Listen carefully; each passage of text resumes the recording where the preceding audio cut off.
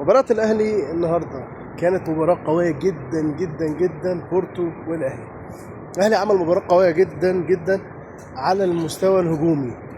الشوط الثاني أضاع أهداف بالجملة، رعونة في الهجوم في الشوط الثاني بالذات بعد خروج وسام أبو علي، ولكن الدفاع في الأهلي من أول الماتش كوارث دفاعية وأهداف بتخش بالجملة. كان ممكن الأهلي يخلص الماتش ده بسهولة. لعيبة مميزة في الماتش ده، فيه لعيبة مميزة كتير.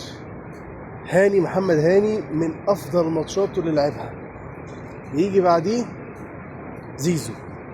زيزو ماتش عالمي، ويجي طبعا وسام أبو علي.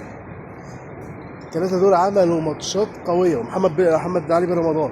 الأربعة دول ممكن أضيف خامس نزول ديانج، عمل فرق شوية في نص الملعب وعرف يحجم هجمات بورتو. فدول أفضل اللعيبة اللي لعبوا بصراحة. النادي الأهلي كان ممكن يكسب الماتش بسهولة، كان يضيف فوز تاريخي على أول مرة لفريق أوروبي كان ممكن يعملها النادي الأهلي. ولكن ماتش من أجمل ماتشات البطولة 4-4. الأهلي صام وفطر فطار كبير 4-4.